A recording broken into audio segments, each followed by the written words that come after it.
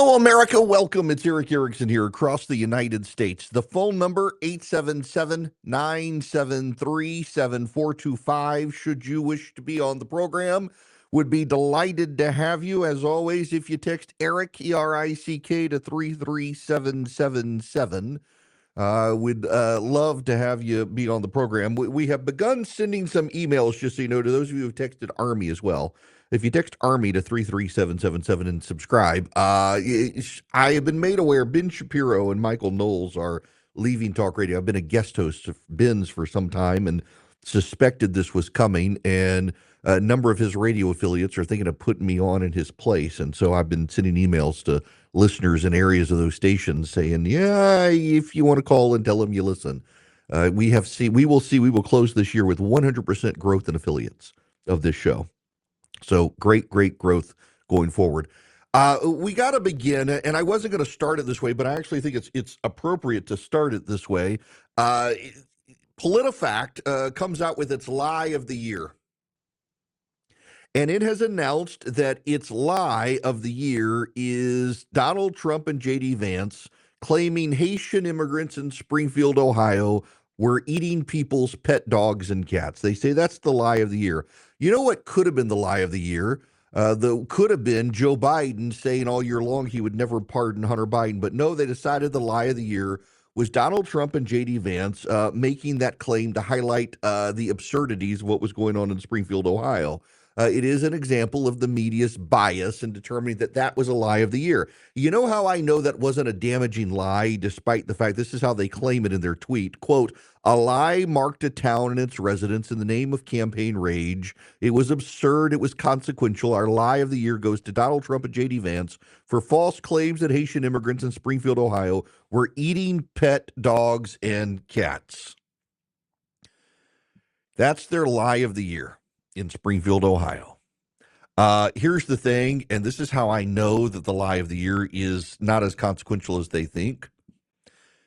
PolitiFact may say that it was very consequential that Trump and Vance lied about the Haitians eating pets, but the reality is they won Springfield, Ohio.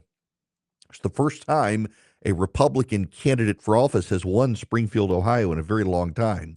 So it may have been not true to highlight what was going on there, an absurdity to highlight the absurdity, which is a rhetorical tactic that some deploy, particularly Donald Trump. He won Springfield, Ohio. So to the extent it was consequential, yeah, he won a place that Republicans haven't won. Why? Because the residents are deeply frustrated with the Haitian immigrants there. And yet PolitiFact rather, could have named the lie of the year Joe Biden lying about pardoning Hunter Biden, but no, they decided to do this one.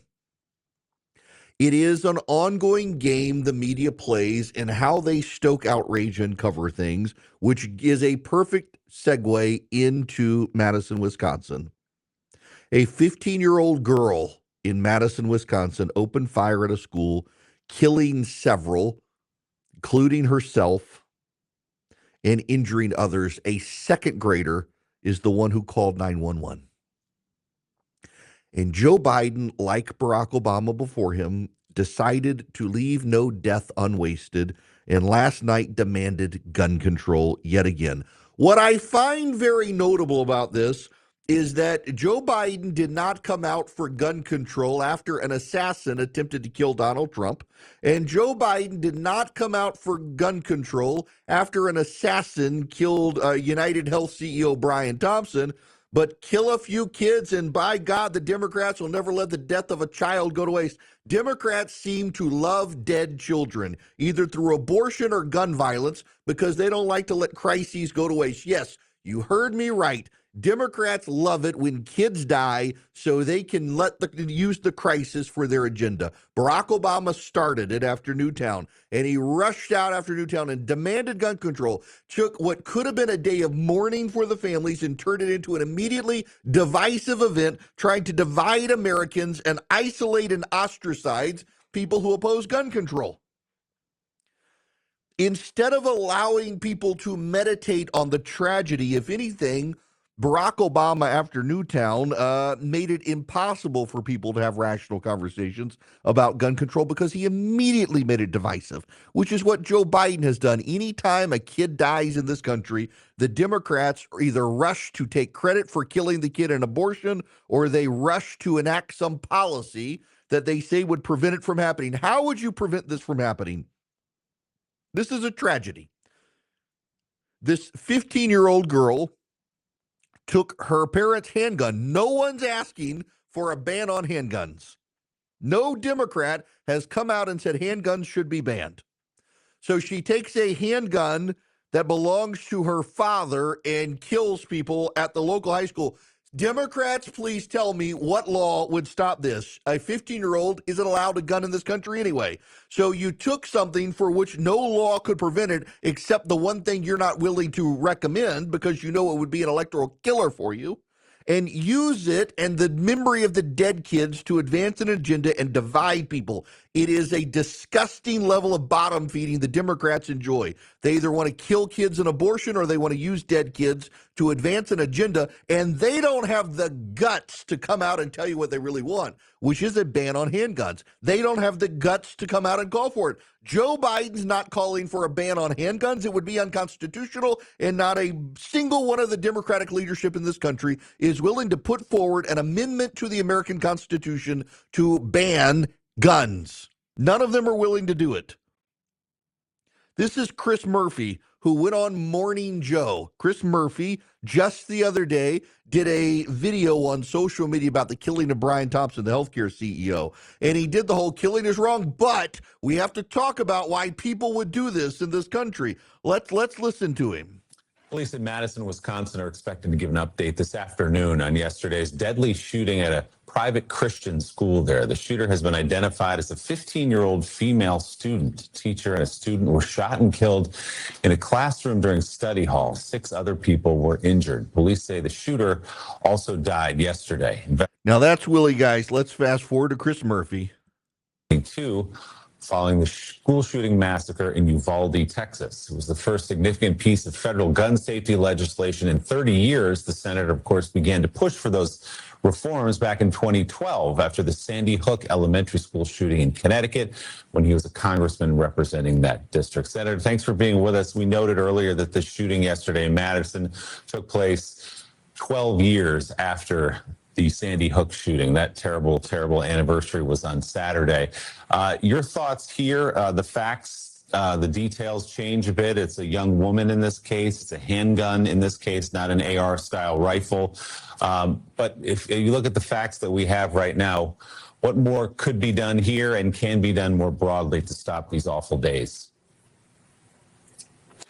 Yeah, obviously, this is an awful time of year in Connecticut. Those families in Newtown are reliving that horror as we speak. Those empty seats at the holiday table are just devastating. And the holiday table. When I think about these school shootings, I think much more broadly than the number of people who are shot or killed. The reality is that our kids who are exposed to this violence, the kids who fear for their life when they walk to school in dangerous neighborhoods like the one that I live close to in Hartford, Connecticut, the kids who have gone through an active shooter incident like this one in Wisconsin, their lives are changed forever. I mean, we're losing a generation of kids because literally your brain chemistry changes when you are exposed to that level of violence. He doesn't want to offer any solutions other than more gun control. This is a man who the other day got on television or on video on social media and said, we got to talk about all the other aspects of the killing of Brian Thompson that made it wrong but understandable. Democrats never want to have a conversation about mental health. This is a girl, and that's very notable because with the exception of Audrey Hale at the Covenant Christian School, and she was had trans issues. And by the way, notice we still don't actually have an official release of her manifesto, and yet all these other manifestos, they're willing to trot out pretty quickly, including Luigi Mangione. Why his and not hers? I think we know the answer. It's very notable that it's a girl, and based on initial reports, and I'm going to dance around this a little bit because nothing's been confirmed, but it does seem to be there. She had a very troubled family life, very, very troubled, fantasized about other mass killers, wanted to commit suicide, and decided in the process she'd take other people out with her. She got her parents' handgun. Chris Murphy wants us to understand all the reasons Luigi Mangione could be led to kill, but God forbid we have a conversation about mental health. No, it can only be about gun control in this country. And what legislation has Chris Murphy proposed that could have stopped this particular killing? Exactly nothing. Nothing at all. The Democrats see dead kids and they gleefully say, hey, we can do something here. We can pass more laws and take more control. But they don't actually want to do something that would stop anything. None of them are brave enough to support an amendment to the Constitution to repeal the Second Amendment. None of them are willing to do that. They want to pass an assault weapons ban, which would not have stopped this handgun from being used. They're gleeful about it, and that's the most depraved thing. They justify Luigi Mangione. They justify even the attempted assassination of Donald Trump, and now they see this. They're like, hey, let's take advantage of this to pass our agenda. Not a single one of them cared about gun control when Brian Thompson was killed or Donald Trump was nearly killed. But here, hey, let's do gun control. It is very interesting, isn't it? People the Democrats don't like get killed. They're really quiet about gun control. The moment kids get killed, hey, let's take everybody's guns away, except we don't want to say that publicly. It's ghoulish. Yeah, Chris Murphy is absolutely right. This is the anniversary of Newtown, Connecticut. It's not holiday parties, Senators. Christmas parties around Connecticut and Hanukkah parties. You can say Christmas and Hanukkah. You're allowed. And there are children who will not be there. And now there are family members in Madison, Wisconsin who will not be around the Christmas table. And I guarantee you there are presents wrapped under trees for those people who are now dead. And I find it ghoulish and depraved that the Democrats rush every time something like this happens to immediately on the day of, while the blood is not even dried on the sidewalk, to demand that we do gun control. Can't let people mourn, immediately must start a political fight. They believe that starting the political fight immediately over this is because the Republicans never want to start the political fight. And so guess what? We never do have a political conversation about what's going on. Because if we did, we would have to have a conversation about mental health in this country instead of guns, because there's not a law that any Democrat is supporting that would have curtailed what happened in Madison, Wisconsin yesterday, or frankly, what happened in Newtown, given the facts of that situation and the shooter. They're horrible, horrible tragedies. Can the nation not mourn without Democrats immediately politicizing them? Apparently not. It's a ghoulish sickness on the Democratic Party side that everything must be politicized immediately. Even the death of the Brian Thompson, the United Healthcare CEO, his family wasn't even allowed time to mourn before Democrats wanted to go out and vilify him. I should have died, but what a horrible monster in charge of an insurance company. They never even let the family have a chance to mourn. They never let the families in Newtown have a chance to mourn. They never let the families at Parkland have a chance to mourn. They never let the families at Uvalde have a chance to mourn. They never let the families in Madison, Wisconsin have a chance to mourn. And you could say, well, maybe we've got to do something about these school shootings. Show me a law that would stop them. You know, Columbine, which really kicked off the chain of modern school shootings, was done after the assault weapons ban had been passed, and they used shotguns. There is not a law being advanced by Democrats to curb mass shootings in this country that would ban shotguns or handguns, just spooky-looking guns Democrats don't like. And they don't want to actually propose anything because they know they'd be voted out of office. Because the only way to really stop this, if you're not going to deal with the mental health issues and talk some Jesus into these people, which the Democrats certainly don't want to do, is to ban all guns. And the Democrats don't want to do that. So the three things that you actually could do to fix the situation, Democrats don't want to do. They just want a political option. It's like the whole reason they never decided to solve immigration in this country, because they would rather have all the immigrants pour into this country so they can try to get amnesty than actually solve the problem at the border. Democrats never want to solve the problems. They just like to use dead kids as props to advance policy agendas that they think will help them win elections without actually then implementing those policies. Welcome back. It is Erick Erickson. The phone number is 877-973-7425. Should you wish to be on the program, remember, as you are traveling, if you text Erick, E-R-I-C-K, to 33777, you'll be able to get the podcast, the live stream. I will be here Tuesday for the annual Christmas show. We'll re-air it on Wednesday for Christmas. You won't have a guest host on Christmas Eve. I am taking some time off, though. It is that time of year. Remember the gangs, kind of important here, the Venezuelan gangs in Aurora, Colorado. When Donald Trump started calling attention to, and Fox News and others called attention to, the Venezuelan gang in Aurora, Colorado, remember local Democrats said, yeah, it's not really a problem. No, it's not a thing. And Republicans started saying around the country, yeah, actually, it is a thing. In fact, I got a friend of mine who works closely with the DEA who says it's a thing in Gwinnett County here in Georgia outside of Atlanta. This Venezuelan gang is very violent. They've spread to other parts of the country. Well, that particular apartment complex in Colorado got a lot of attention on the right, and people on the left were rushing during the election to say, no, it's not real. It's not real. Well, let me play you this from Fox News. It kind of speaks for itself. Okay, Aurora, Colorado now. This is a live look now. The sun is up there in that state, and police have now detained 14 people and reported armed home invasion. That's the same apartment complex where a lot of people were complaining about the armed Venezuelan gang members roaming the halls. Reports indicate that investigators said that several suspects entered the apartment and had two people inside. The suspects then reportedly moved the victims to another apartment complex, or rather another unit on the property, where police said they were found threatened and bound. An adult man sustained a non-life-threatening stab wound.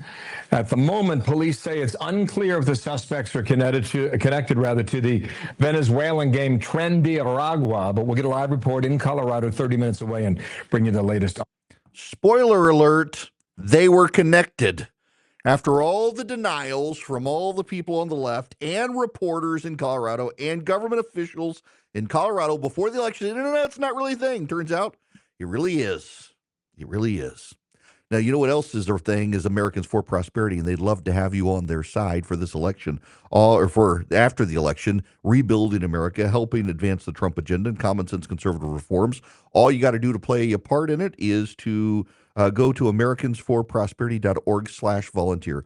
americansforprosperity.org/volunteer. Sign up with them today, and you'll be able to be part of a big movement in this country to advance common sense conservative reforms across the nation. They fight for school choice. They fight for families. They fight for small businesses. They fight for common sense solutions to the border and what to do with all the illegal immigrants already here. They fight for common sense crime solutions as well. americansforprosperity.org/volunteer.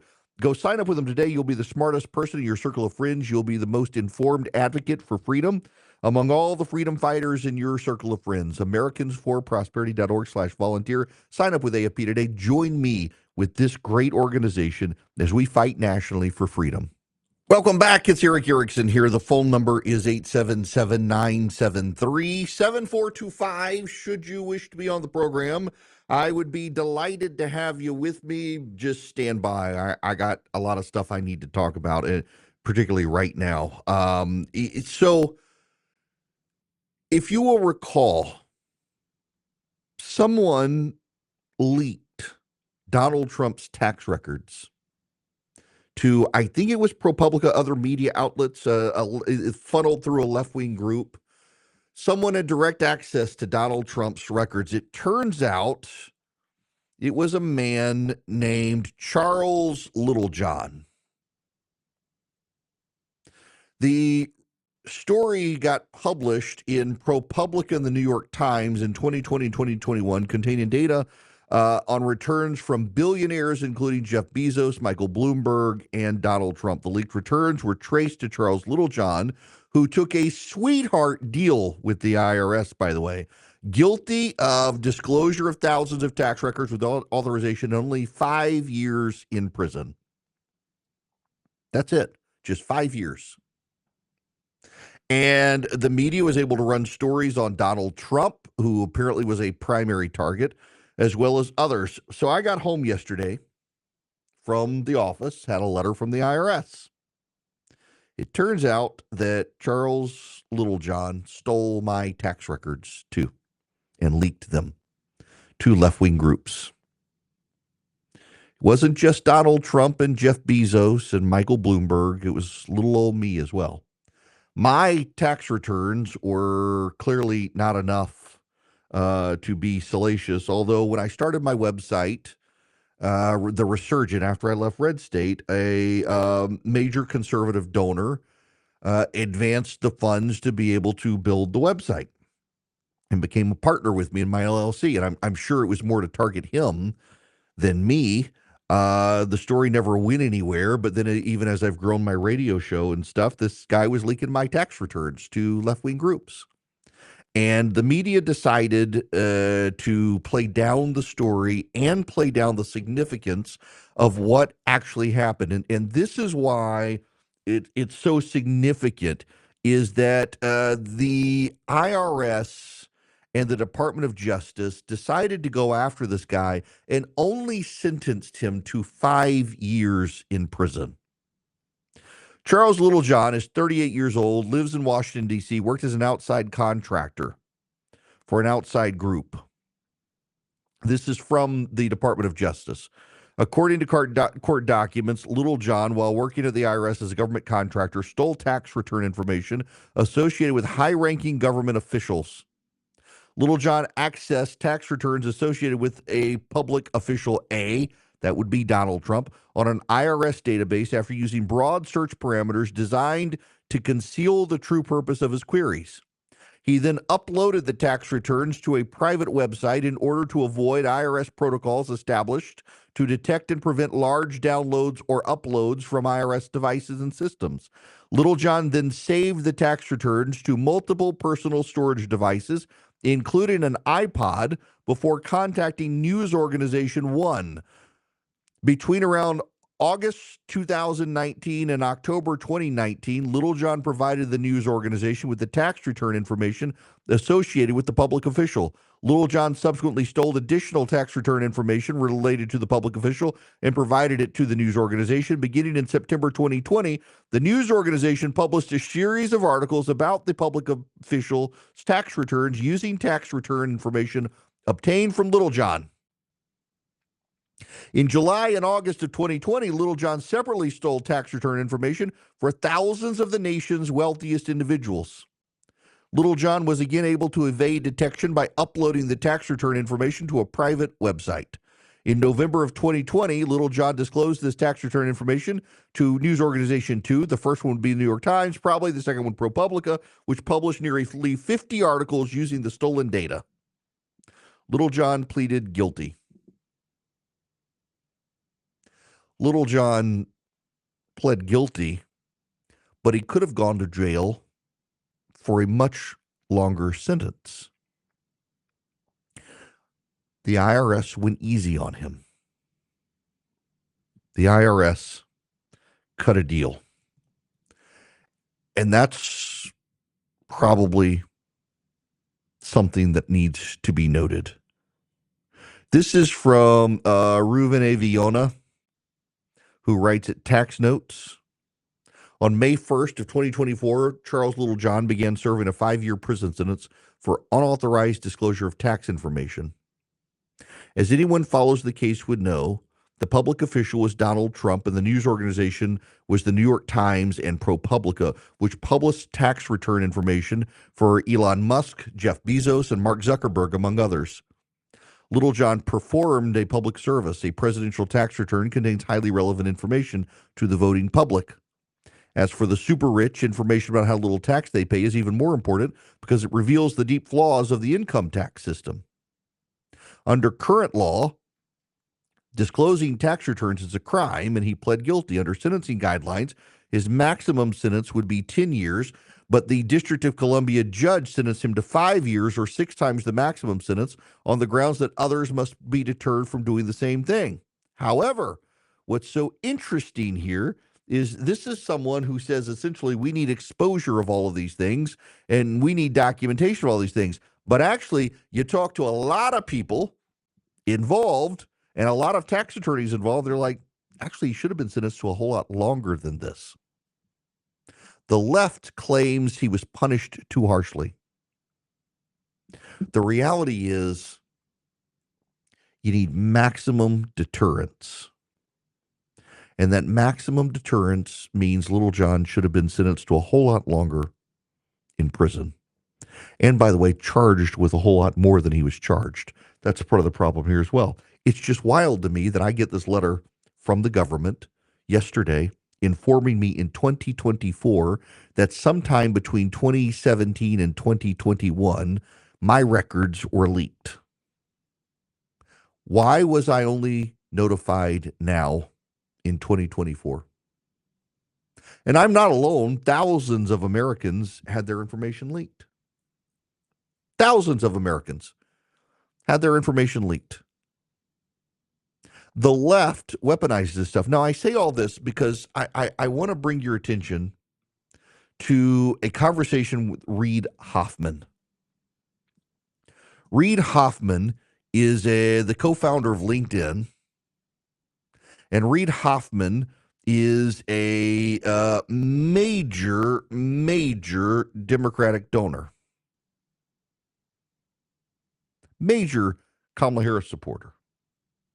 And I want to play you part of this conversation Reid Hoffman had in an interview with the British personality. Just listen to part of this conversation. I've been called evil by a number of people on the left. Really? Yes, of course. Look, they are wrong that is a necessary correlation, right? But I try to understand people. I understand their perspective. I disagree with it, but I understand it. I mean, you're one of the few people that's still a billionaire and on the left, it seems. No, I'm not. I actually in the Valley, especially this election cycle. Well, it's the public-facing people that we see on the podcasts and stuff. And look, so part of the reason why I think less people were public about it this cycle was because, President Trump was threatening, personal and political retaliation. Mm-hmm. And so you had to have a certain degree of courage to stand up. You got that? Donald Trump was threatening personal and political retaliation. The left has weaponized the IRS against its opponents for a long time. And they'll say, well, Richard Nixon started it. Yeah, but you kept it going, whether he started it or not. The left targeted Tea Party activists when Barack Obama was president. Remember, what's her name at the IRS, Lois Lerner at the IRS, targeted Tea Party groups, wouldn't give them tax-exempt status, wanted to investigate them. When Bill Clinton was president, coincidentally, every single woman who accused Bill Clinton of sexual assault got audited by the IRS. Remember, they went after Paula Jones, and it's just a coincidence. I had no idea she would be targeted. They did it with Tea Party groups, and we know from the Inspector General at the time that the Democrats targeted them specifically. They've gone after conservative groups repeatedly. Rush Limbaugh got audited numerous times when Clinton was president, when Obama was president. A lot of conservative groups did, a lot of major conservatives did. It's no coincidence. So a left-wing activist goes into the IRS working with an outside group as a contractor and intentionally and willfully decides to release the private tax information of individual Americans. And he only got 5 years. That's not really deterrence. The left is zealous for this cause. The left desires to expose people. The left desires to take on this issue. That's no deterrence. And here's the thing. When you begin to weaponize the IRS to go after your enemies like this, one, your complaints about what the other side might do fall on deaf ears. Two, probably does incentivize the other side doing something similar. And three, destroys trust in the IRS and the tax system of this country. You may not like billionaires paying taxes, but you know what? Those billionaires who don't pay as much in taxes as you, so to speak, percentage-wise, maybe they don't, but they're still paying a lot more in taxes than you and me. Paying a lot more in taxes. And when they don't trust that the system is fair, when they don't trust that the system is secure, they're going to start paying lawyers to find more ways to get around taxes. It undermines the whole system. And the left can't seem to wrap their minds around this. They think these billionaires are going to pay more taxes. You know what? They're not going to. They're not going to. What they're going to do is they're going to either move to a different country with a different tax system, or they're going to hire their lawyers to shelter more income and find ways around the income tax system. You got to have a tax system that works, and increasingly ours is too complex to work. But beyond the complexity of our system, it's the doubts that the system is being fair to people. And when you have left-wing activists agitating to leak the tax information of those they don't like and weaponize it in friendly left-wing media outlets like the New York Times and ProPublica, you begin to degrade the system and sow distrust in the system. I was a victim of Charles Littlejohn. Donald Trump was a victim of Charles Littlejohn. Multiple other people were victims of Charles Littlejohn. He was heralded as a hero, and he was not severely punished by the government, despite the left-wing activists who don't like our tax system saying he was. No, he should be in jail for a much longer time. But the IRS reduced the number of charges. They could have given him counts for all the people whose tax information he leaked. They didn't. He could be in prison for a very long time, and they chose not to because he did for them a useful service to undermine the tax code. The left rewards people even when they purportedly are punishing them for undermining those things that they want to undermine to advance their agenda. In this case, it was the tax code because they think billionaires aren't paying their fair share. And they also wanted to try to ruin Donald Trump. How many other people, and this is the thing that annoys me the most, it is December 17th, 2024 today. Yesterday, December 16th, 2024.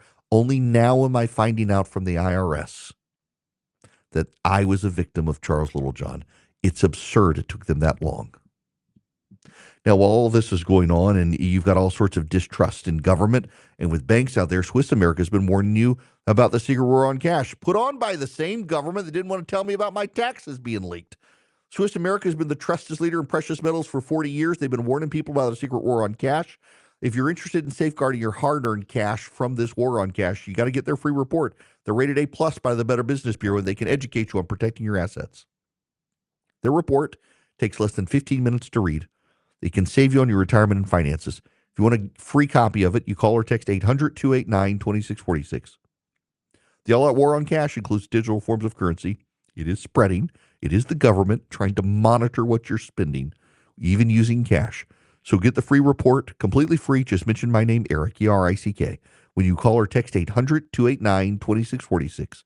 That's 800-289-2646. The report is completely free. Let Swiss America educate you on the secret war on cash. 800-289-2646. Message and data rates may apply. No, generally not in this country because of the First Amendment, unless we can prove direct culpability. And in this case, we couldn't, just based on his information. He obtained the documents, and only after obtaining the documents, reached out to them. They didn't have to question where he got them from. And so they were able to. Oh, yeah, but there's actually court precedent in this country at the Supreme Court level that if the media reveals information that was illegally gotten, they're still allowed to do so. This goes back to the Pentagon Papers when the guy at the Pentagon leaked classified information to the New York Times, and the Nixon administration sued to stop it.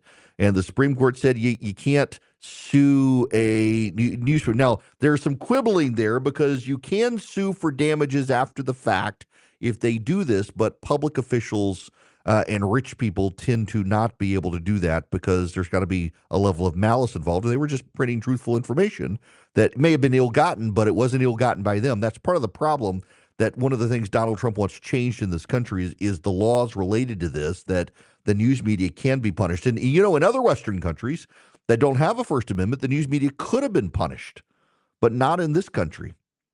It's kind of wild to see members of the media being so angry with ABC News for paying $15 million to Donald Trump, saying we got to do something about this. Well, if we went with what Europe does, ABC News could have been taken off the air. George Stephanopoulos could have been ruined for doing what he did.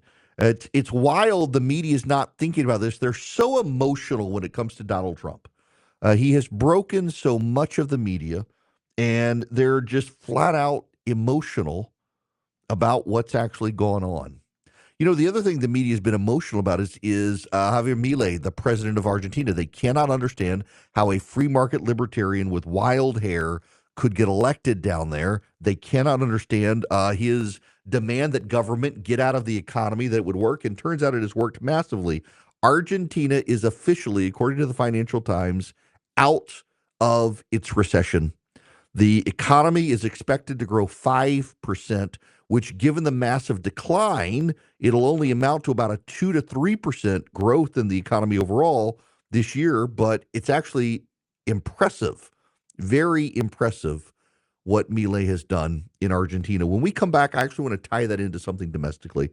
The government has decided that every seat in your car must have a seatbelt sensor that must ring a chime if there is no seatbelt. If it detects weight in the chair, but no one's in it, it's got to ring the chime. And all this is doing is driving up the costs for poor people so that they can't actually have a car. And there's no legislated mandate for this. It's the bureaucrats and the regulators driving up people's costs, hurting the economy. Something we should learn from Milei you don't want to do. We'll discuss it when we get back. Greetings, conversationalists. Welcome across America. It's Erick Erickson here. The phone number 877-973-7425. If you want to be on the program, I guess we can say we're the fastest growing news talk program in America, literally gaining 100% new affiliates. This coming year, we're keeping the old ones, but adding to them. We'll be, when we close out the year, over 55 affiliates. We're just picking up some more today. I just got told for January in California and Oregon and elsewhere around the country, Anchorage, Alaska, across the state of Mississippi, up in New York State as well. Lots of stations coming on board. Now, the phone number, 877-973-7425. I gotta go with a pet peeve here. It is relevant. Just bear with me here.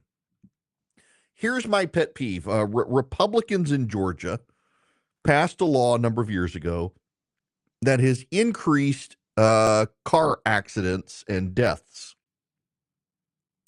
They did it for the children. It's always for the children. Everything every regulator does, all big government does, is they do it for the children. In Georgia, they decided to put speed cameras in front of schools. And I realize some of you are like, oh, it's for the children. Oh, you have to do it. Oh, it saves lives. So a woman near me was killed a couple of weeks ago because she was at an intersection where railroad tracks cross and a train was coming, and there was so much traffic she couldn't move, and the train hit her. She was a senior citizen, and she died.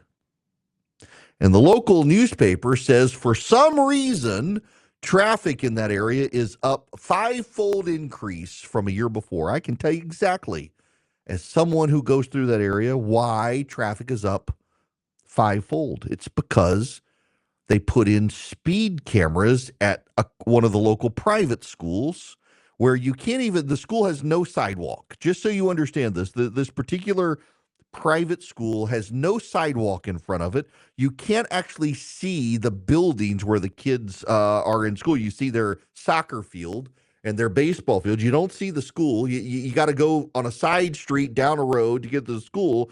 Doesn't matter. They justified it in this location, even though there's no sidewalks, kids are not dropped off there. They did it for the children, and now this woman's dead because she's at a railroad crossing and she can't get out of the way when the train is coming because there's been a 5-fold increase in traffic because people are going a different way to avoid those cameras. Now, why are they avoiding the cameras? You know how in the mornings and the afternoons you have the little yellow flashing speed light signs to slow you down? You would think that's when the cameras are working. No. The way they wrote the law, even when those lights aren't flashing during the day, the cameras could still be on and give you a ticket. And people don't know. And so they're just avoiding it. They don't know if they're going to get a speeding ticket or not, because here's the thing. If the speed limit sign is 35 miles an hour and you go the speed limit, you're going the speed limit, and the cameras are on depending on where you're going, You could still get a speeding ticket if it thinks the school zone's in effect. Even though the lights aren't flashing, you're going to get a ticket. It's a garbage scam, and their lobbyists, I guarantee you, reaching for their phones to call in right now. Spare me. We've had the lobbyists in charge. In fact, had one of them call one time. Well, actually, we got to keep the children safe. We were keeping the children safe before your damn obnoxious cameras were there. Now you're getting people killed all over the place because of these cameras all over the place.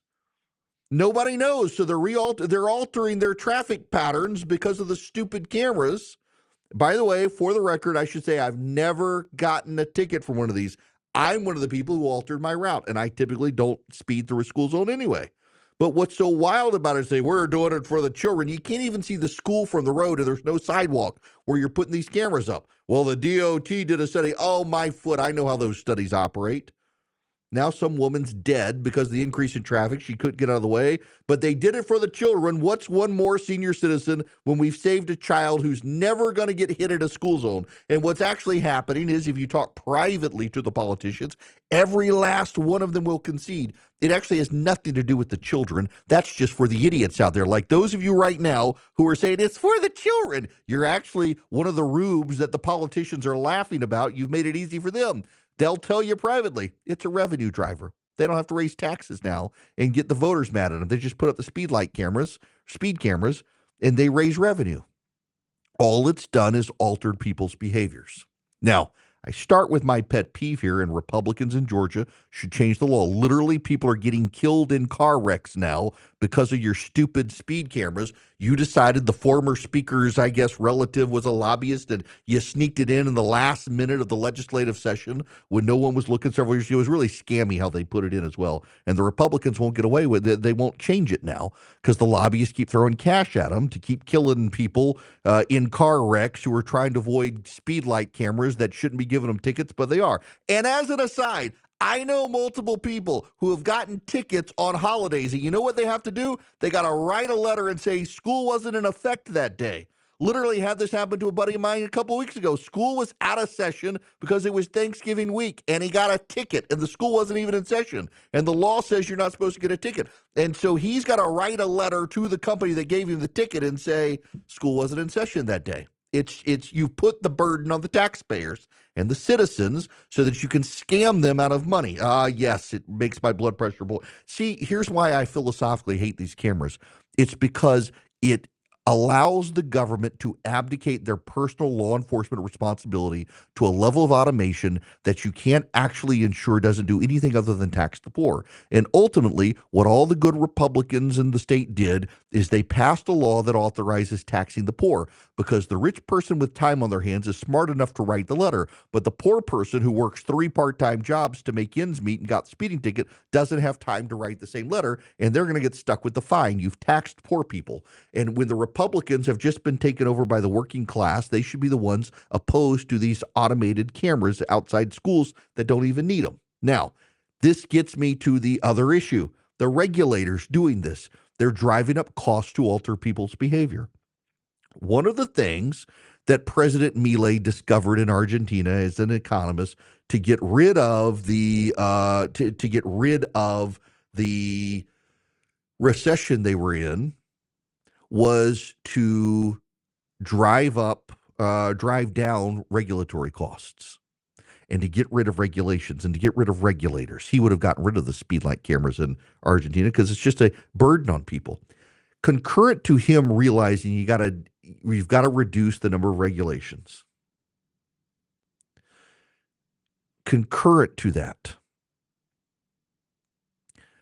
one of the things that our bureaucrats in this country are doing, in addition to putting speed cameras in places to tax the poor without actually raising taxes, is they're adding all sorts of safety features to vehicles now that don't need to be there. Federal regulators have just announced they're now going to require that every new car made in this country have a sensor on every seat in the car that rings the seatbelt alarm. Every single seat in the car will have one. So if you have stuff on your back seat that triggers the sensor, you're going to have to buckle the seatbelt even though there's no one back there. And it's just another cost to a car. And what they say, just like the people who put in the cameras, is, oh, we're doing it for the children. We're doing it for the children. You're not doing it for the children. What you're actually doing it for is to price poor people out of the market for cars. That's exactly what it is. It's a backdoor way to price people out. And this is the thing that infuriates me. Same with the cameras. They don't want to be honest and say it's a way of raising money for school systems without raising taxes. They don't want to be honest with these regulations and cars and say it's a way to tax poor people out of getting in a car. Think about all the stuff cars have to have. They got to have the camera for rear view backing up. They got to have the airbags and the seat belts for the drivers and the front passenger, which is fine. But now you got to have those sensors. You've also, for fuel economy sakes, you got to have the tire sensors. All of these little things add up. What Donald Trump and Elon Musk and Vivek Ramaswamy should do with Doge is they should get a law passed that says every car manufacturer in this country can produce at least one vehicle and only require anti-lock brakes, the seatbelt, and the airbag, the seatbelt for the driver. Because all of these little things that you have to have are just driving up the cost for the poor. And that's actually the point. The regulators don't want to tell you. The regulators don't want to admit this is about curbing your ability to buy a car. They say it's for the children, like the speed cameras. It's for the children. And really, it's not. It's to force you to change your behaviors. It's to force the cost of doing business to go up so you can't afford to get into a car. And the less cars they have, without ever having prohibited you from buying a car, they've got poor people on public transportation now because they're saving the environment. And all they're doing is they're punishing Americans. There are lots of reasons that the price of cars are up now. The price of the raw materials are up and everything else. But when you start adding in the sensors, and let's not forget the breathalyzer that's coming to cars soon, it prices even the middle class out of a reasonable car option. And then what happens is they have to go to used cars. And then the used car prices also go up because the demand is so high for the used cars. It screws up the entire market every time the government adds this bit of regulation. Mike Lee in the Senate and Chip Roy in the House, God bless them, they're suggesting that after the Looper Bright decision, where the regulators can't freely interpret these laws anymore, that it might be time to sue to get rid of some of these mandates. Because Congress did not mandate that every seat in the car needs a seatbelt sensor. Congress didn't do that. Congress didn't do it. And yet they're driving up the cost of doing business. It's a real problem.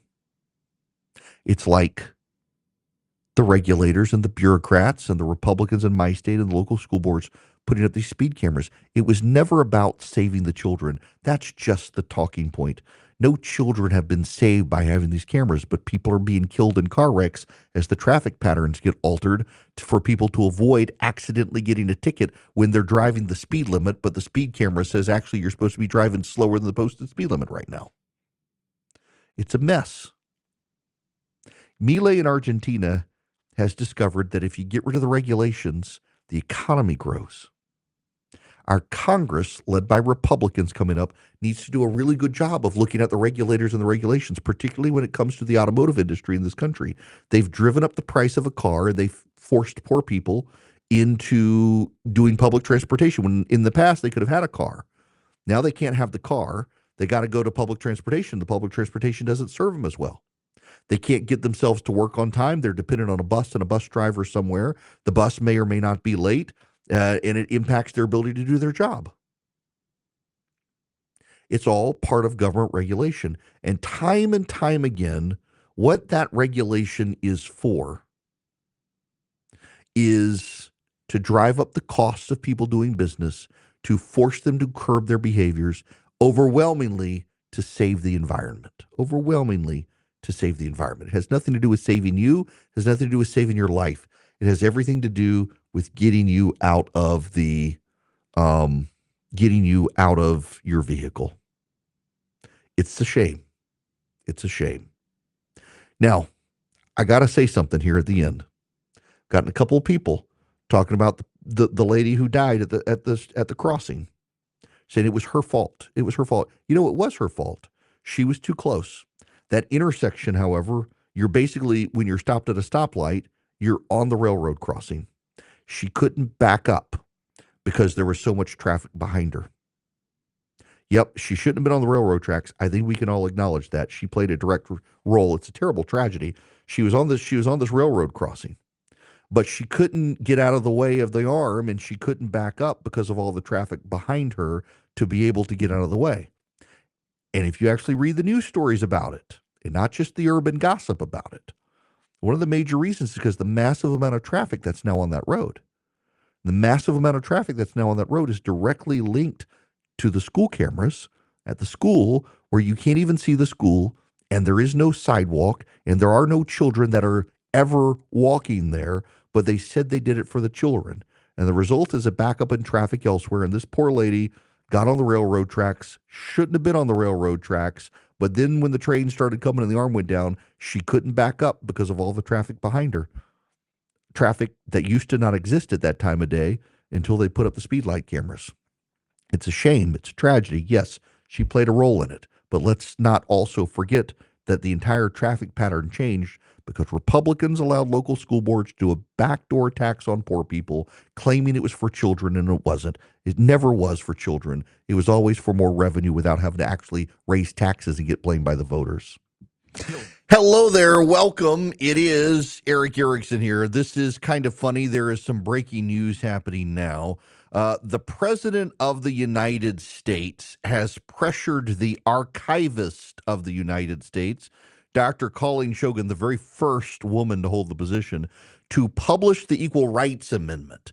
Why? Now, this is a very distinct legal issue here. Enough states have passed the Equal Rights Amendment that it should be a constitutional amendment, except for a provision in the legislation authorizing it that required it to be adopted within 10 years of its passage in Congress, which never happened. So the archivist of the United States has released a statement, quote, as archivist and the deputy archivist involved of the United States, it's our responsibility to uphold the integrity of the constitutional amendment process and ensure that changes to the Constitution are carried out in accordance with the law. At this time, the Equal Rights Amendment cannot be certified as part of the Constitution due to established legal, judicial, and procedural decisions. In 2020 and again in 2022, the Office of Legal Counsel of the U.S. Department of Justice affirmed that the ratification deadline established by the Congress for the ERA is valid and enforceable. The role of the archivist of the United States is to follow the law as it stands, ensuring the integrity of our nation's governing institutions. Personal opinions or beliefs are not relevant.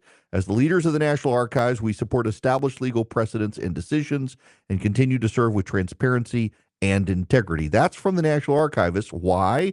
Because the President of the United States has ordered the archivist to publish the Equal Rights Amendment as part of the Constitution, even though it's not. Is it that authoritarian? Is it that totalitarian? And is it the system working? Yeah. Now, before we move on, I got to tell you about my bank, Old Glory Bank. I hope you might consider doing business with Old Glory Bank. They would love to have your business. If you go to oldglorybank.com today, if you're buying a building or what, wrong, nope, sorry, confusion, sorry. If you've got a business and you need a bank account, or you're an individual and you need a bank account, Old Glory Bank can be your bank. They can do no fee checking and savings for you as an individual. They've got great business account setups. They also have great interest rates on their savings account, their CDs. They do mortgages. They do car loans, home equity lines of credit, everything you need. They're a real bank. They'd love to be your bank. By conservatives, for conservatives. You never have to worry about your bank canceling your bank account if you use Old Glory Bank. Go to oldglorybank.com. oldglorybank.com. It is my bank. It can be your bank. oldglorybank.com. Member FDIC, equal housing lender. Terms and conditions apply. Ladies and gentlemen of the United States, you may not know this because of the way we cover news in this country, but today is actually Election Day. And I know you're thinking, I haven't been to vote. Well, because you're not involved. Today is the day the Electoral College meets, and I have breaking news for you. Donald Trump has been elected president of the United States by the Electoral College. Enough votes have been cast in the Electoral College now that Donald Trump will be president-elect of the United States of America. I know you think it's all about you and November's election day, but all you did in November was elect members of the Electoral College. And they themselves got together today in their respective state capitals and cast their votes for president of the United States, and they're the ones who matter. And so today, as of now, voting's still going to be happening several more hours as we move across the country. And, well, Donald Trump now has enough votes in the Electoral College to be president of the United States, making it official short of certification when we get to January. Never say I don't cover the breaking news. It's big breaking news here. It is the election. And I back in the day, before I started voting, when I was young, all the ballots in every state in the country listed the Electoral College members you were voting for with headlines like Reagan, Mondale, whatever, in their list of Electoral College. Nowadays, every state skips that step and just puts who are you voting for, Harris or Trump. But actually, you're not voting for Harris or Trump. You're voting for members of the Electoral College, and they're the ones who matter. And today they voted, and there will be enough votes for Donald Trump to be president of the United States. Now, we got other stuff to go to. I got to spend one more day on the drones. I know some of you are obsessed with the drones. So in the past 24 hours, I have heard that there is actually a nuclear weapon on the loose in the Northeast. I have heard that it is aliens. I have heard that it is demons. I have heard it's the Russians, the Iranians, the Chinese, the Canadians, the Mexican drug lords, you name it. It is multifaceted. The other night, there was a lot of cloud cover in New Jersey, and the drone sightings collapsed, which means the drones are flying above cloud level. They're not flying at 500 feet. But beyond that,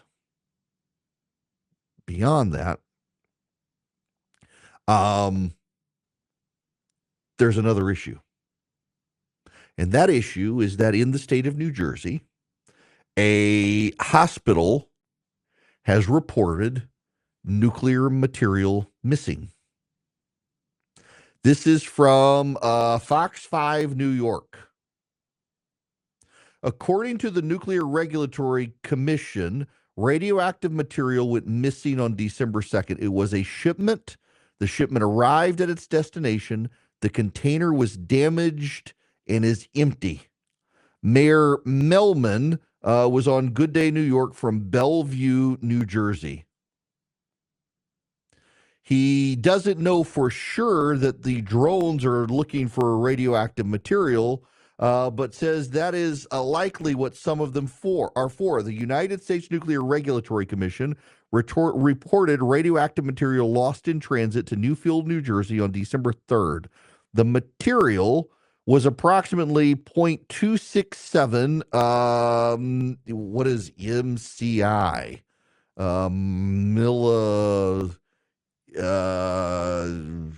Now I got to go down the rabbit hole.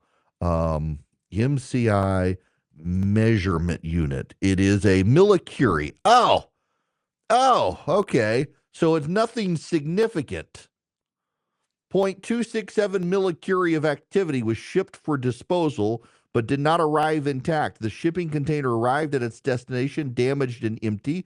The licensee filed a claim with the shipper. If the source is not located within 30 days, the licensee will follow up. What kind of actual nuclear material was it? Well, nuclear material not enough to cause any permanent injury, could cause potential harm if mishandled. It's a small amount of nuclear material that was being sent for disposal from a hospital's radiology laboratory. Not enough to build the dirty bomb, not enough to build a nuclear weapon.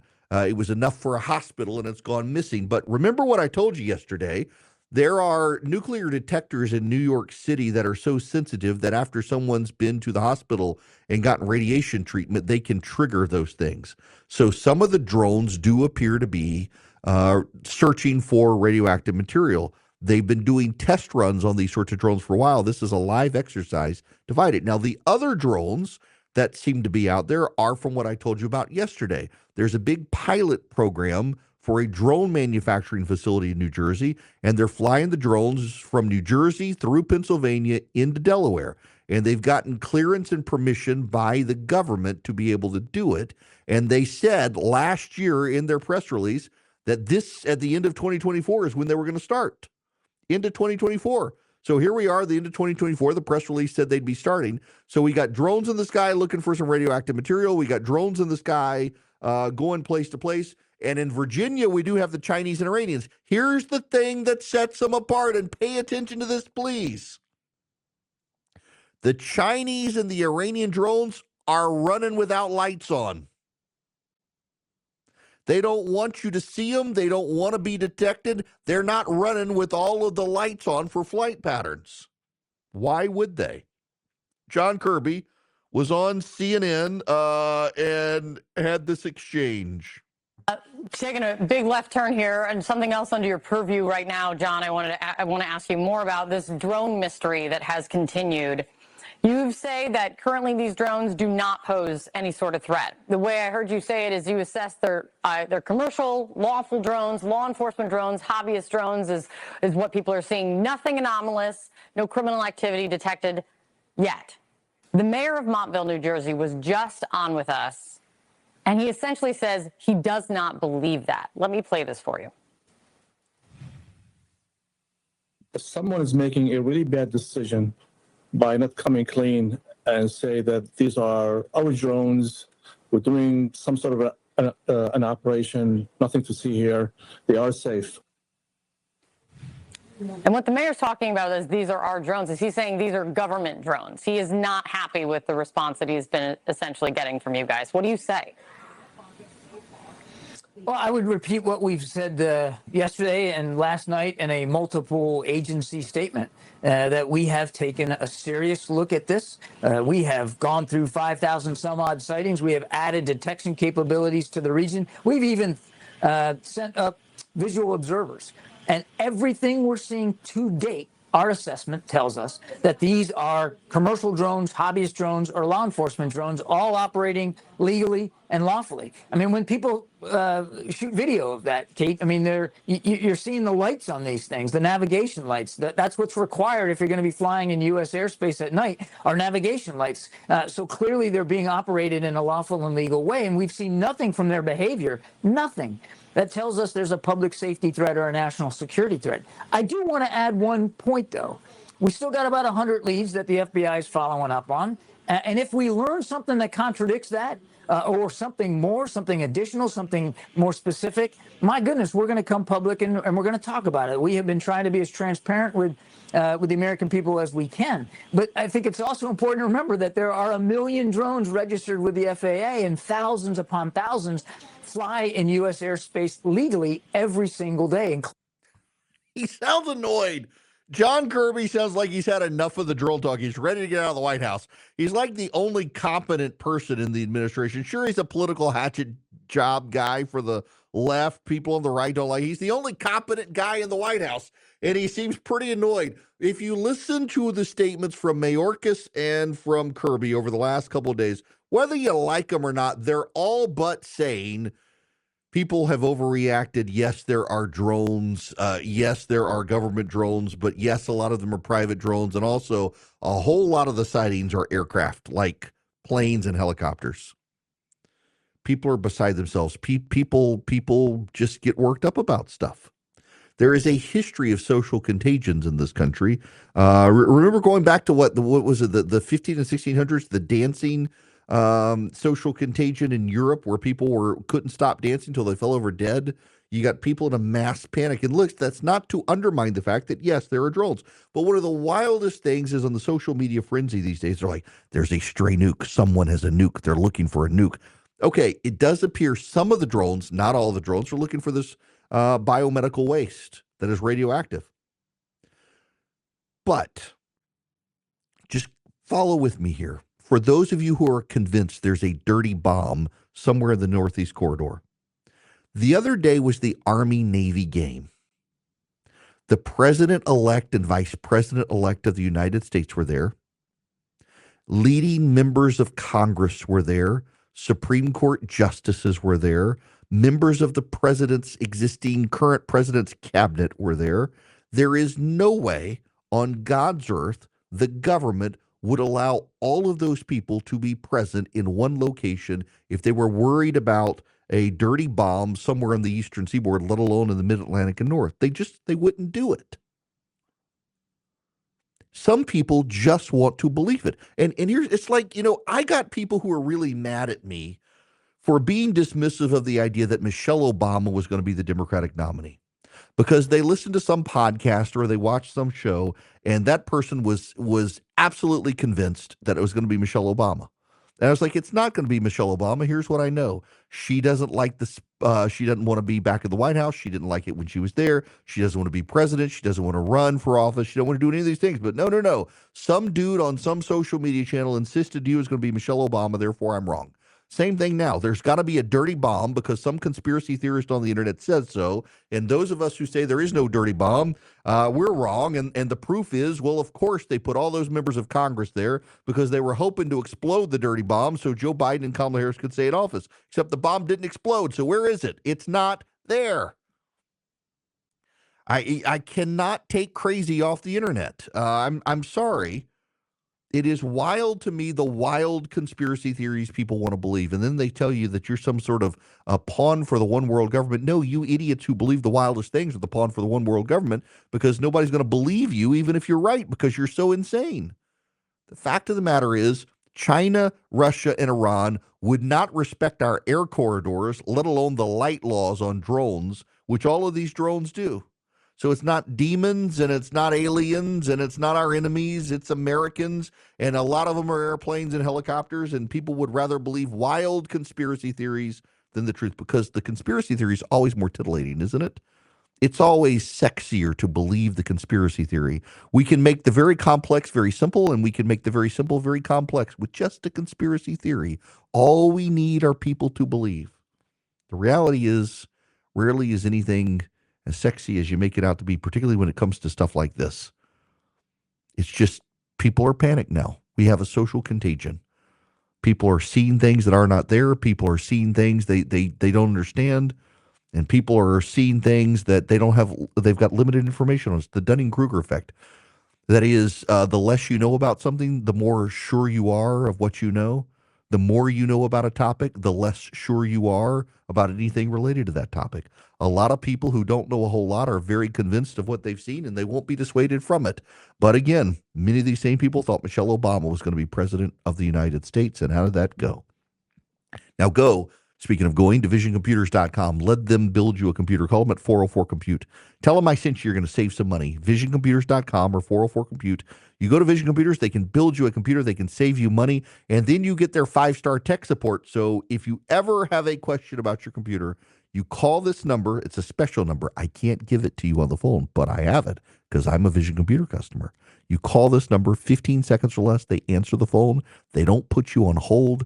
You tell them what's going on. They can even remote in if they need to and take care of you and your computer. Visioncomputers.com or 404-COMPUTE. Now, if you want a new computer from them, they can set it up exactly like your old computer, so you get the brand new stuff, the faster, better machine, but you got all your documents, your settings, your apps, all that stuff on there. All you have to do is go to visioncomputers.com or call them at 404-COMPUTE. If you're a business, you can get their tech support for your existing computers as well. $179 a year. If you're an individual, you can get their tech support for your existing computer. You don't even have to have bought a computer from Vision Computers to get it. Just $179 a year. 404-COMPUTE or visioncomputers.com. You're listening to the Erick Erickson Show, the perfect blend of news, analysis, opinion, and cooking. That's useful to know. Look, I appreciate it. Merry Christmas to you. All right, folks, speaking of Christmas, you got Omaha Steaks is coming up with their Christmas deal, 50% off site-wide right now at Omaha Steaks. They would love to have you as a customer. So not only do you get 50% off site-wide, but at checkout, you're going to get $30 more off at Omaha Steaks. All you have to do is, when you go to checkout, put in Erick, E-R-I-C-K, as your promo code at checkout. You're going to get an additional $30 off beyond already 50% savings on the site. Now, I know the website can overwhelm you. because it overwhelms me. Why? They have so much incredible stuff at Omaha Steaks. And again, it's all 50% off. So if you go to omahasteaks.com, you'll find the search bar at the top of the site. If you're on mobile, click the magnifying glass. And if you put in Erick, E-R-I-C-K, you will get a package from Omaha Steaks. And you'll be able to see it. You get free burgers included in the package. And then minimum order required at checkout, you put in Erick as your promo code, you get $30 off. It's incredible savings at Omaha Steaks. You can get the bacon wrapped fillets, you can get the chicken breast, you can get the Omaha Steak burgers, the gourmet jumbo franks, the caramel apple tartlets. You get free burgers. Don't forget the pork chops. Don't forget the potatoes au gratin. Don't forget the mini chocolate cakes. They're delicious. 50% off site-wide, $30 off at checkout with my name, omahasteaks.com. Ladies and gentlemen, boys and girls, welcome. It is the third hour of the Erick Erickson Show here nationwide. The phone number, 877-973-7425, should you wish to be on the program. Delighted to have you. If you text the word donate to 33777, I'd appreciate it, because I got a great group out there called Help the Persecuted. And this time of year, they're spending an enormous amount of time overseas in the Middle East helping persecuted Christians. And with the fall of Syria, there are a lot of people to help. It's a great, great cause. If you text donate to 33777, I'll send you the link. And also, if you text Erick, E-R-I-C-K, to 33777, we'll be doing the show. I will be doing the show on Tuesday next week, on Christmas Eve.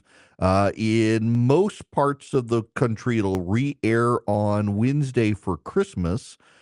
Some stations, I think, go all day Christmas music, but those that don't, you'll have it in. If you text Erick to 33777, you'll be able to get the live stream of it on Christmas and Christmas Eve. In fact, we'll start airing it on the live stream at noon on Christmas Eve. It'll repeat until noon on the 26th, so you'll be able to get the Christmas show.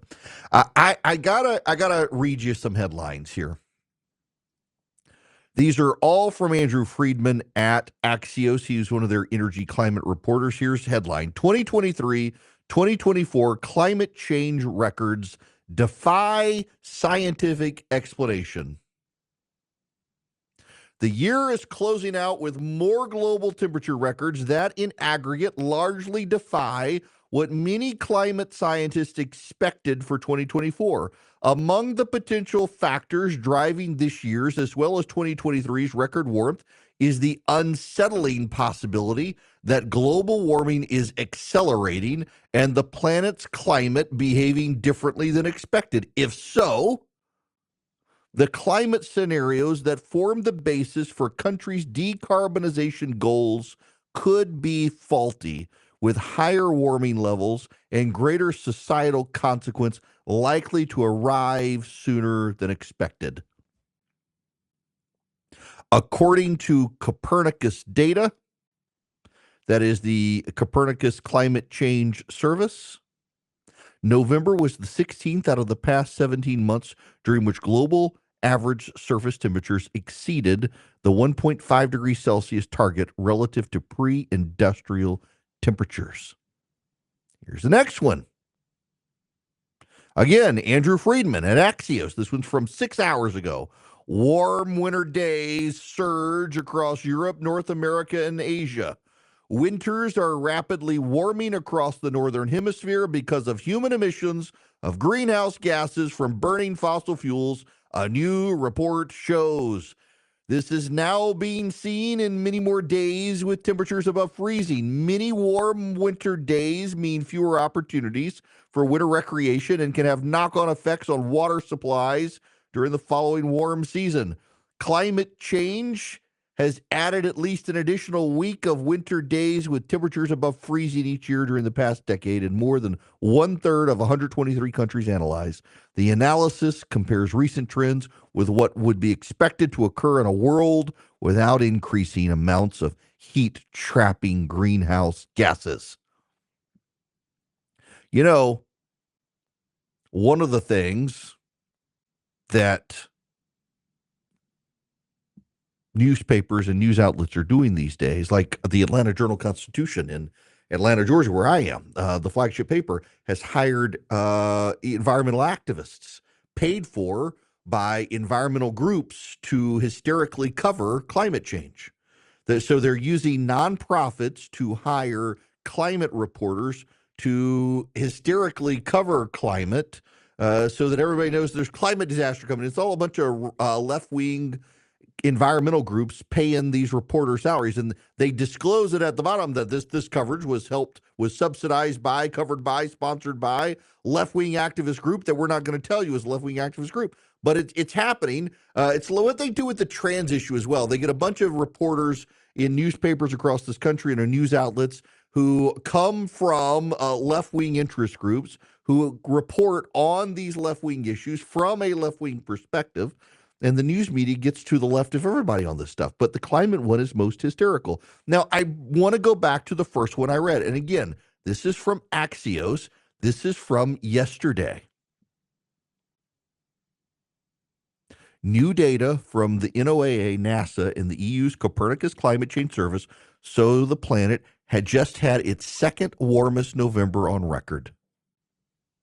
According to the data, November was the 16th out of the past 17 months during which global average surface temperatures exceeded the 1.5 degree target relative to pre-industrial temperatures. Separately, the National Oceanic and Atmospheric Administration found that so far this year, 6 continents have had their warmest temperatures on record for the year so far, while Asia has ranked second warmest. We have no idea. Listen to this sentence.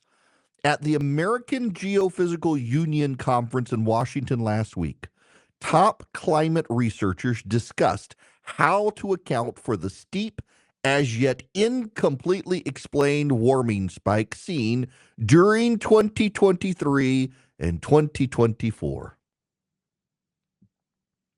It's hysterical. It's alarmist. It's scary. However, as I noted on radio way back when, on January 15th, 2022, the Hunga Tonga Hunga Haiape volcano in the Pacific exploded. The volcano triggered tsunamis in the South Pacific. It sent a massive plume of water vapor into the stratosphere. And throughout 2023, scientists had increased the estimates of how much water vapor went into the stratosphere. Originally, scientists thought 50 million metric tons of water went into the atmosphere.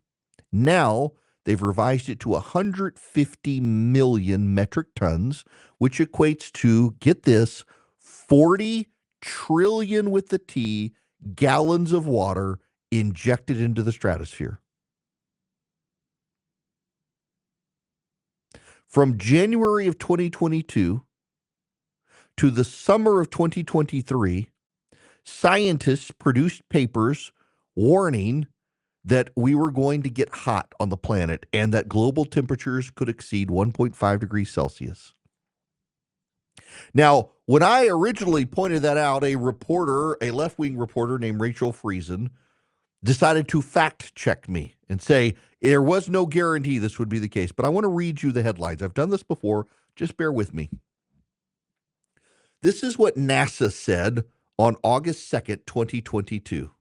The huge amount of water vapor hurled into the atmosphere as detected by NASA's microwave limb sounder could end up warming Earth's surface. This is NPR, August 3rd, 2023. Tonga's volcano sent tons of water into the stratosphere. This could warm the Earth. The violent eruption of the Hunga Tonga Hunga Haiape volcano injected an unprecedented amount of water directly into the stratosphere. The vapor will stay there for years, affecting Earth's climate, scientists say. The New York Times, September 22nd, 2022. Scientists say water vapor injected into the stratosphere by the volcanic eruption in January of 2022 may have a slight, though temporary, warming effect. Live Science, September 24th, 2022. The explosive event increased atmospheric water by 5% and could warm the Earth for years. Space.com, November 3rd, 2022. The cloud rose so high that scientists had to explore unusual methods to infer its peak altitude. Nature, December 19th, 2022. Major volcanic eruptions are well-known drivers of sudden climate change. The effect of the recent major eruption of Hunga Tonga Hunga submarine volcano on the January 15th, 2022 may be very different from that of prior eruptions. The warming event may last for up to 3 decades. New Scientist, January 12th, 2023.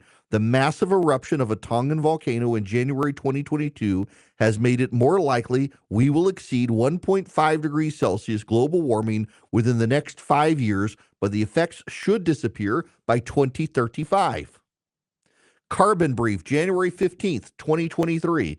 The eruption of Tonga's underwater volcano in 2022 may cause global temperatures to rise, raising the risk that at least 1 year in the next 5 will exceed 1.5 degrees Celsius warming threshold.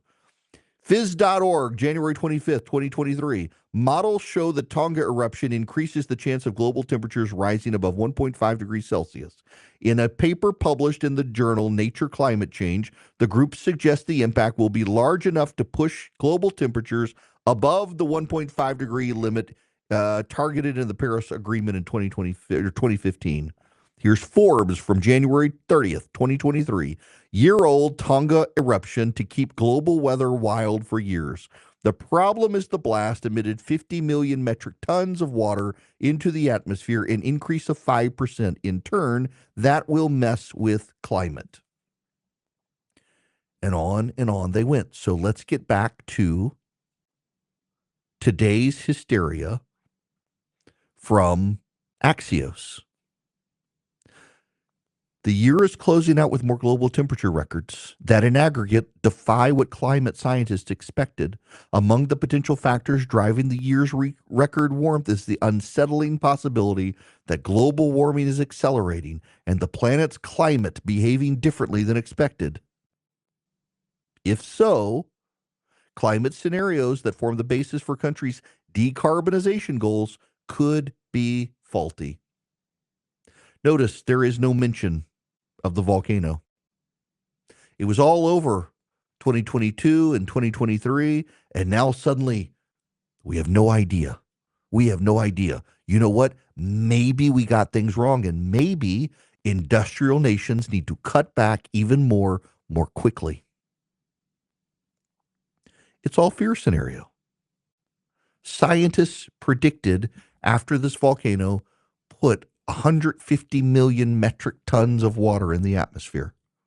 Remember, the initial reports, even some of the headlines said 50 million, and they've revised it to 150 million metric tons, 40 trillion gallons of water spread out across the atmosphere. Water is a known global warming agent. Water is known to trap heat.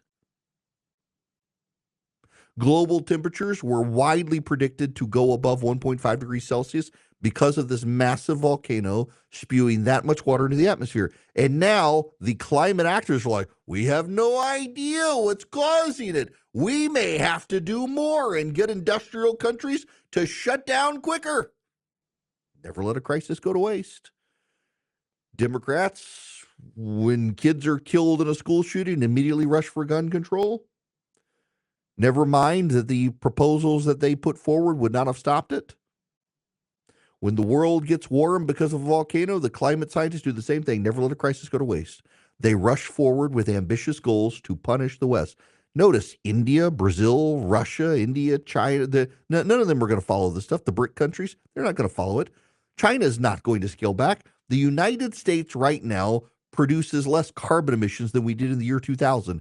25 years later, we're producing less than we were in 2000. China, not so much. But do the Chinese care? No. They give lip service to the communist environmentalists who bend over backwards to fawn over the communist Chinese and say it's those evil capitalists. We need command and control economies. They're not letting this crisis go to waste. This crisis isn't a crisis. It was predicted in 2022 that what is happening right now would happen. And even the reporters who covered, like, we have no idea. They have memory hold a massive volcano because they hate you and capitalism and wish to destroy our economy. He's got the courage to tell you the actual truth. You know, I think it's because they know exactly what they are and they haven't been forthcoming in what they're doing, and they don't have a problem with them there. I think that's the issue. We've got lasers that can hit them. You don't have to fire bullets. We've got drones that can track the drones.